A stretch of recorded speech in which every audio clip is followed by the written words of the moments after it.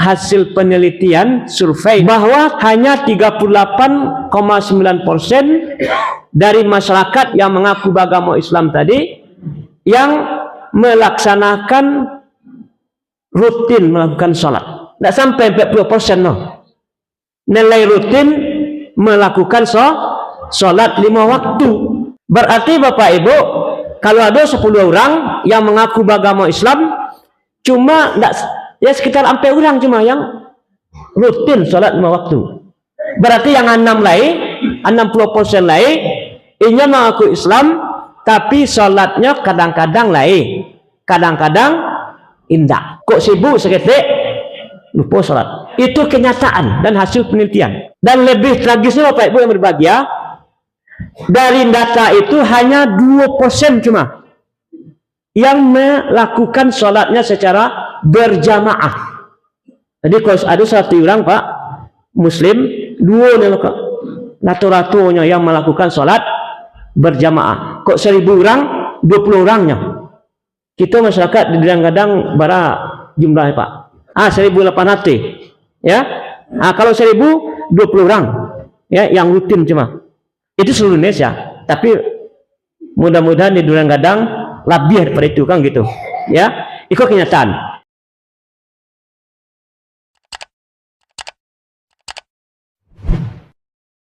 Takbir, Allahu Akbar. Allahu Akbar. Auzubillahi minasyaitonirrajim. Bismillahirrahmanirrahim. Aqimis sholata liduluki syamsi ila wasaqil laili wa qur'anal fajr. Inna qur'anal fajri kana mashhuda. Tegakkan salat dari semenjak tergelincirnya matahari sampai kegelapan malam, dan tegakkan pula salat subuh, karena sesungguhnya salat subuh itu disaksikan. Surat Al-Isra ayat 78. Secara khusus Bapak Ibu yang berbahagia, Allah menyebutkan salat subuh dalam surat Al-Isra tadi. Itu menunjukkan bahwa keutamaan tersendiri dari salat subuh. Walaupun perintah untuk melakukan sholat berjamaah itu diperintahkan untuk semua sholat, termasuk sholat zuhur, asar, maghrib, isya. Dan subuh disebutkan itu karena punya keistimewaan dan lebih berat daripada sholat yang lain. Sehingga Rasulullah mengatakan, Inna asqala sholat alal munafiqina sholatul isya was subhi. Salat paling baik bagi orang munafik salat isya dan salat subuh. Walau ya'lamuna ma fihima, kalau tahu ini rahasianya, la atauhuma, pasti mereka mendatangi walau habwan, sekalipun merangkak. Jadi Bapak Ibu yang berbahagia, kita sebenarnya kini melalui gerakan subuh berjamaah itu sebenarnya kita lebih fokus untuk mengislamkan orang yang sudah Islam. Nyalah Islam, tapi mesti diislamkan lagi. Dalam pengertian apa?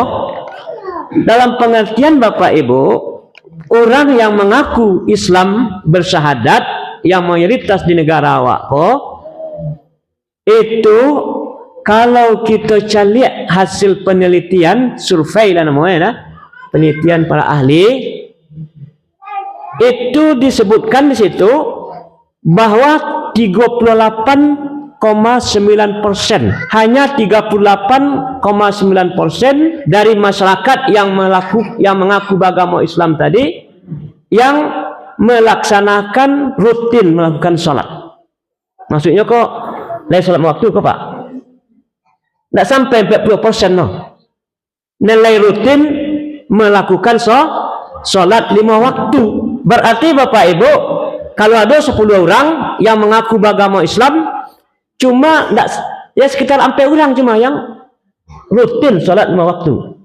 Berarti yang 60% lain, ini mengaku Islam, tapi sholatnya kadang-kadang lain, kadang-kadang indah. Kok sibuk seketik lupa sholat. Itu kenyataan dan hasil penelitian. Dan lebih tragisnya Bapak Ibu yang berbahagia, dari data itu hanya 2% cuma yang melakukan sholatnya secara berjamaah. Jadi kalau ada satu orang Pak Muslim, 2 rata-ratanya yang melakukan sholat berjamaah. Kok 1000 orang, 20 orangnya. Kita masyarakat kadang-kadang bara jumlah Pak. 1.800 ya. Kalau 1.000 20 orang ya yang rutin cuma. Itu seluruh Indonesia. Tapi mudah-mudahan di kadang lebih daripada itu kan gitu. Ya, itu kenyataan. Jadi Bapak Ibu yang berbahagia, ternyata dari jumlah yang model itu disebutkan lebih banyak justru yang datang ke masjid itu ia agak tua. Tamat. Generasi muda, anak-anak itu seketek. Itulah sebenarnya rahasia kenapa kita sebagai umat Islam hari ini di Indonesia kok menjadi mayoritas berarti Pak ya, banyak jumlah awak tapi seakan-akan minoritas, seakan-akan seketek. Banyak jumlah tapi hanya seperti buih, kata Rasulullah SAW. Ya, bak kata orang, tidak bisa kita sebagai masyarakat Muslim untuk menerapkan ajaran Islam itu secara kafah. Dan Allah perintahkan apa? Ya ayyuhallazina amanu udkhulu fis silmi awak disuruh masuk Islam secara kafah menyeluruh. Sadonya. Ya, tidak sebagian. Kalau sebagian cuma kita masuk Islam, maka Bapak Ibu yang berbahagia, apalagi kalau sebagian ajaran Islam kita ingkari, kita terancam oleh Allah Subhanahu wa taala. Ya. Afatu'minuna bi ba'dil kitab wa takfuruna bi ba'd. Kalianlah Islam. Kenapa kamu beriman dengan sebagian kitab saja? Sebagian isi Al-Quran lain diimani, lain dilaksanakan. Wa takfuruna bi ba'd. Sebagian lainnya kenapa kamu ingkari? Ya, neng kalamak saja, neng ketujuh saja, neng ringan-ringan saja untuk kerajaan, neng tak tersobarat seketik memerlukan perjuangan, pengorbanan, ketinggalkan.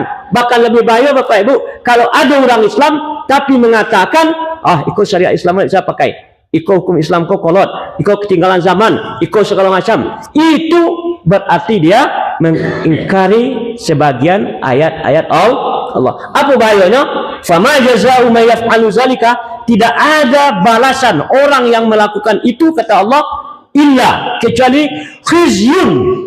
Apa arti khizyun? Fil hayatid dunya. Kehinaan.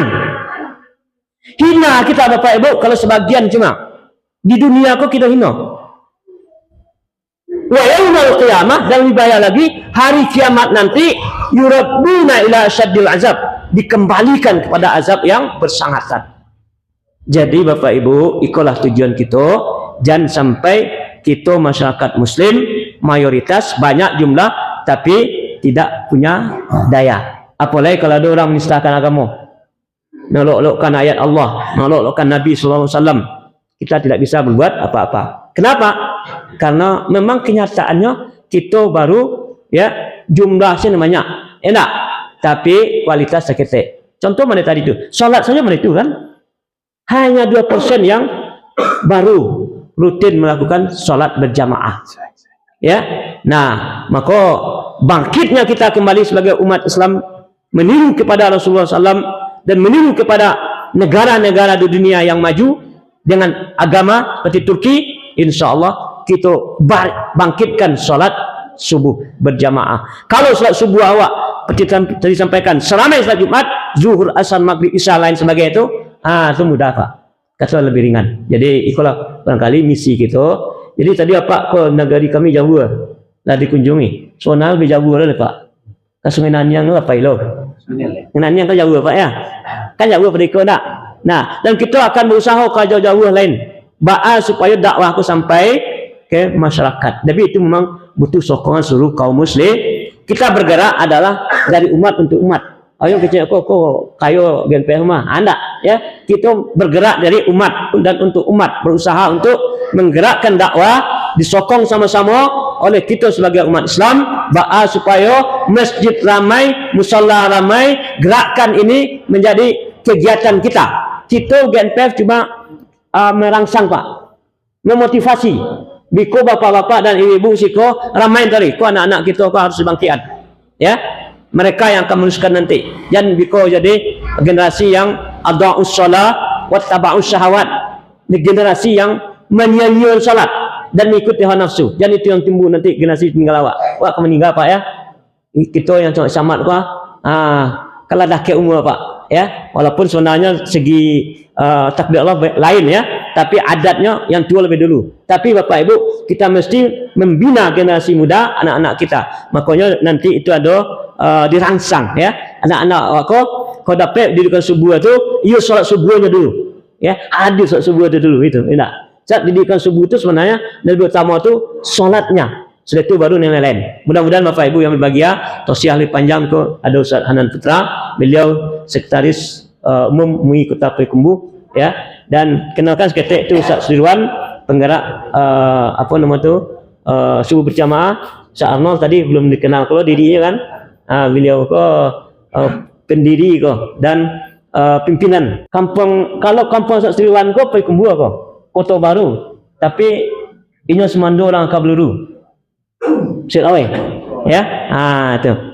Kalau Ustaz Arnold beliau kampung Payakumbuh aja tapi semandonya orang Balingkah. Itu. Kalau Sa'anan asli Kota Payakumbuh, tapi ibunya Kabupaten Pak ya, Bu ya, asalnya. Gadei, ya Gadei. Itu, kita semui. Ambo orang kedua Pak. Padang kedua betul kadang. Padang, tapi Padang kedua. Ya, orang rumah Solo. Itu. Orang rumah 8 Pak, anaknya. Ya. Anaknya 8. Iko bapak kita, Bapak Suwandi Suaib, beliau aslinya Sulawesi Selatan Pak ya? Ya, Marolabu. Marolabu umur 7 boleh baru. Tapi dibalik Bu. 71. 72. 27 lah ya. 27 lah umur. Ya, 72. Lah, tuh kemudian Ustaz Abu Alfat, beliau koordinator lapangan tuh. Ya di GMPF. Jadi tadi sampaikan itu. Ya, untuk jadwal seluruhnya tuh melalui beliau. Dan Ustaz Amos Tambusai bagian media kita, kemudian ada dai cilik kita ya.